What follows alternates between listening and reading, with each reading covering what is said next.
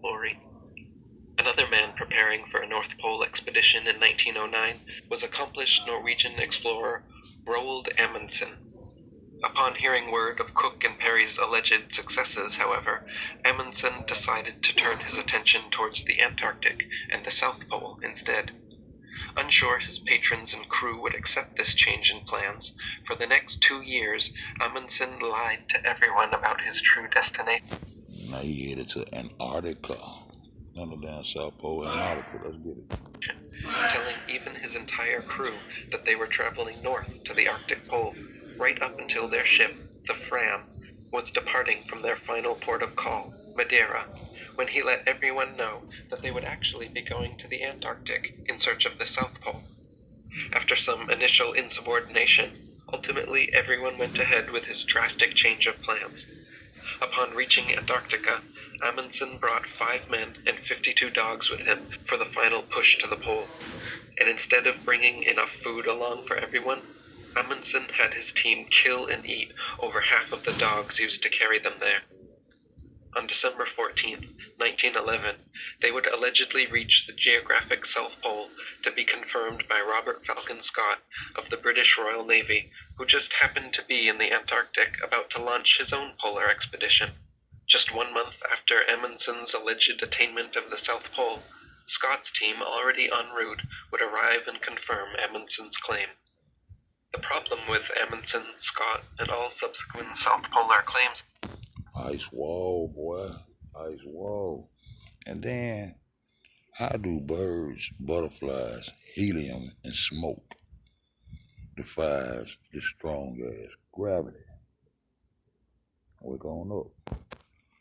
However, is the following. On the globe Earth model, the geographic South Pole is located at 90 degrees south latitude, where all 360 degrees of longitude converge to one hypothetical point in the middle of an Antarctic continent.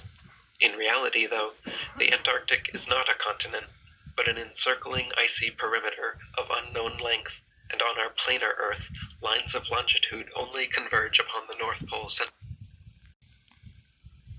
He says a curve, and they don't know how long the curve is, so why don't they just circle this ice? Follow this ice around the edge and see where it goes. That's how you circumnavigate this flat plane, nigga. And project out straight southwards from there. Longitude converge to one hypothetical point in the middle of an Antarctic continent. In reality, though, the Antarctic is not a continent, but an encircling icy perimeter of unknown length, and on our planar Earth, lines of longitude only converge upon the North Pole center point and project out straight southwards from there. 1 degree of latitude is approximately 68 miles, and the Antarctic ice begins around 70 degrees south latitude, depending on axis. North is in the center. Anything opposite of north in any direction, you headed south. You see that? South, south, south, south. South, south, south, south. North in the center. Any direction you head in, you headed south. The opposite of north is south, so that's on the outside, the south on the outside, the north and the inside. Then you travel east and west and circumnavigate flat waters. You dig? Man, let's get it.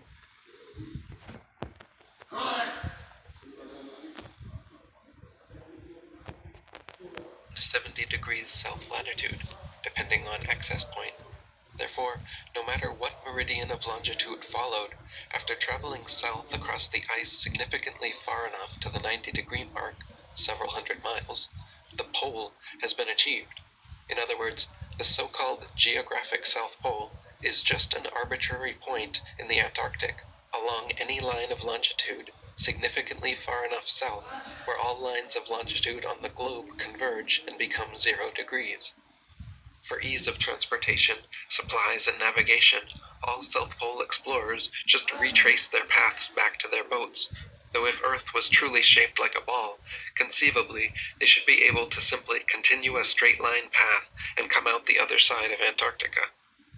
No explorer on foot or by air has ever done such a south-north circumnavigation, however, because it is impossible, as the Earth is not a globe.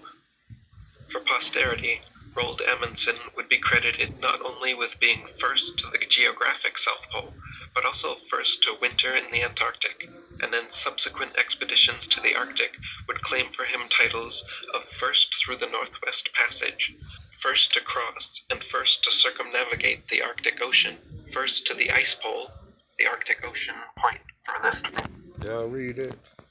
I wonder why no one has ever flown a plane over CGI Antarctica. Say it's too cold, but we see planes over there all the time. It's too cold to fly over. Any kind of excuse to keep you asleep. Wake up. Let's get it.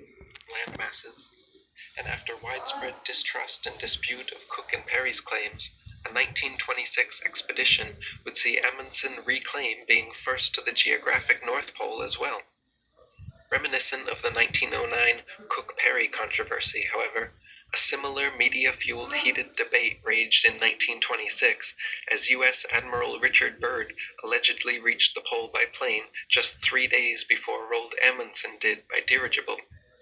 Both Byrd and Amundsen were aware of each other's concurrent expeditions, and due to recent advances in aviation technology, both decided to reach the pole via air rather than land and sea, as previous explorers attempted.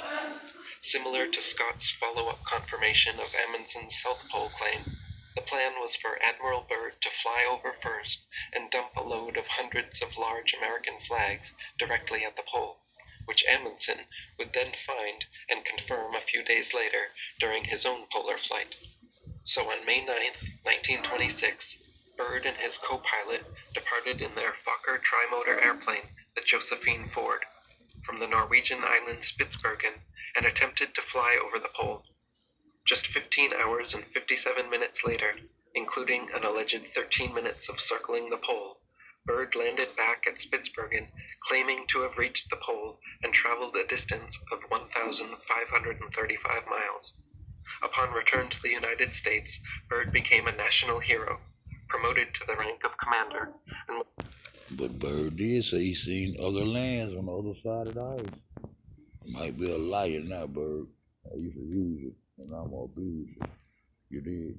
Was awarded a Presidential Medal of Honor at the White House. Roald Amundsen's airship, the NORGE, allegedly floated over the pole 3 days later, on May 12th, but was unable to confirm Byrd's attainment because Byrd never ended up dropping his cargo of U.S. flags over the pole, nor provide a public explanation of Why you ain't drop the flags, Byrd? Why you ain't drop the flags? why. At first, Byrd's polar claim was why Byrd never ended up dropping his cargo of U.S. flags over the pole, nor provide a public explanation of why. At first, Byrd's polar claim was widely accepted and Amundsen reduced to second fiddle. But after new evidence came to light, U.S. military just lying to us like a motherfucker, man. They been lying, they gonna keep on lying to stay in power. They don't want to give you credit for being smart. They should have been trying to see why you were so smart to be able to build those pyramids, to try to tell you you didn't build them in Egypt and in South America. You did. And further investigations made clear, Byrd never dropped the flags because he never actually reached the pole. The first public skepticism of Byrd began a year after his death in 1958, when Byrd's colleague, personal pilot during his South Pole flight, and helper in Spitsbergen for the North Pole flight, Bernd Balken, published his book, Come North With Me, which questioned the feasibility of Byrd's 1926 polar claim.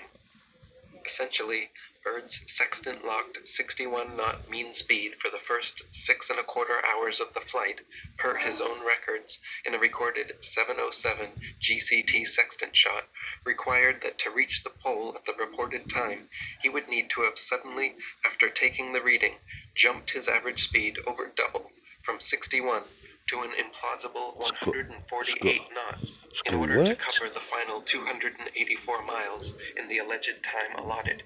In addition, once supposedly reaching the pole and circling around it for 13 minutes, his written calculations contradictorily still claimed constant 85 mile per hour straight-line speed northward.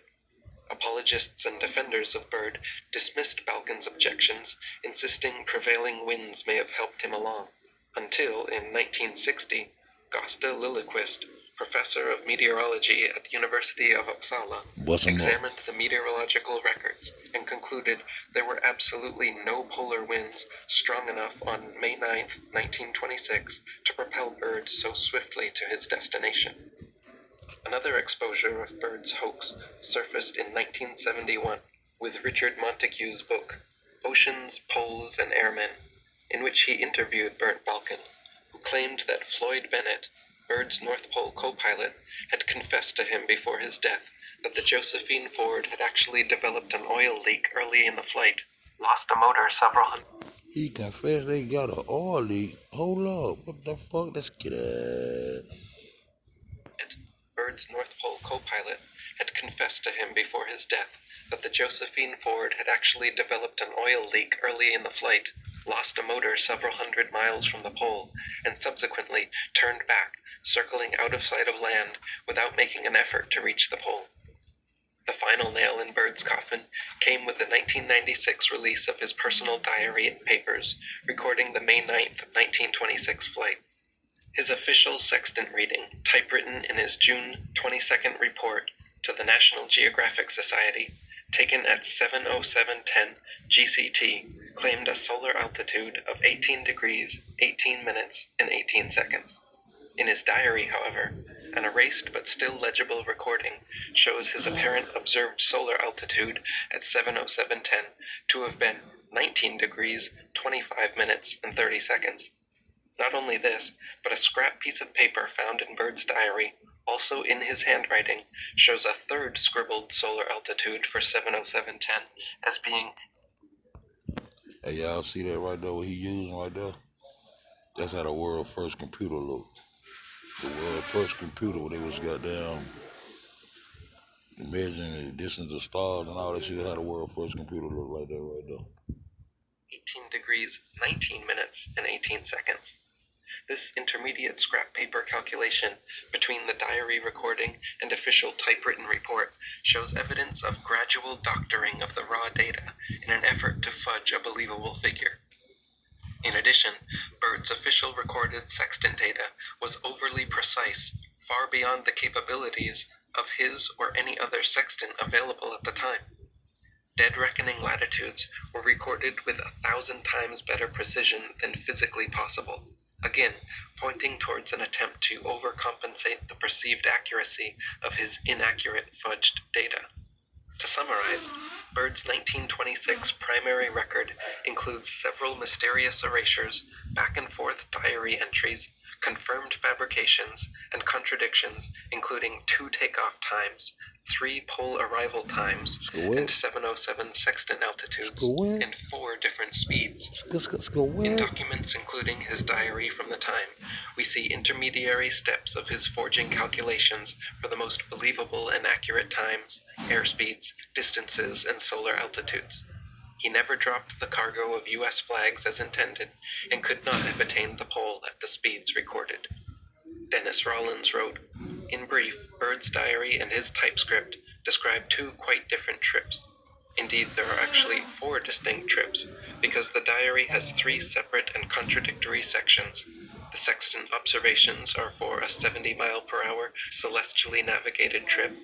The radioed distances are for an 80-mile-per-hour direct trip, while the last-minute direct data are for an 85-mile-per-hour trip. But the later neat typescript claims that the mean northward speed was over 90 miles per hour. The typescript trip does not agree with any of the 3 disparate diary trips. If you are caught keeping 2 sets of fiscal books, you go to jail. Not even the wildest defense lawyer would try alibying the accused by treating the differences between the 2 documents as exculpatory or mysterious, when the whole point of the indictment is the discrepancies. Question: did any other explorer in history leave us manuscript astronomical observations for position which grossly, to his disadvantage, invariably differed from his published observations? Since Cook, Perry, and Byrd's North Pole claims have all been found fraudulent, it is now generally accepted that Roald Amundsen's dirigible flight of May 12, 1926 did cross the pole, and he is credited with being the first explorer to both the South and North. In the BLIMP. In the blimp, baby. Let's get it. Even Wikipedia states that, quote, 3 prior expeditions led by Frederick Cook, 1908 land, Robert Peary, 1909 land, and Richard E. Byrd, 1926 aerial, were once also accepted as having reached the pole. However, in each case, later analysis of expedition data has cast doubt upon the accuracy of their claims. This is also Irish journalist Anthony Galvin's conclusion in his book, The Great Polar Fraud, Cook, Peary, and Byrd, How 3 American Heroes Duped the World into Thinking They Had Reached the North Pole. Ever since Amundsen's dirigible, the NORGE, allegedly successfully floated over the pole, many more explorers have also continued the legacy. NORGE designer and pilot Umberto Nobile, along with several scientists and crew, allegedly crossed the pole a second time on May 24, 1928, in the airship Italia, which crashed before returning, killing half the people on board. In May 1937, I said, damn. See, this is a new record, my nigga. You feel me? Let's get it. Truth don't need no help. It ain't gonna bend, break, not fold. Flat motherfucking power. I said, damn.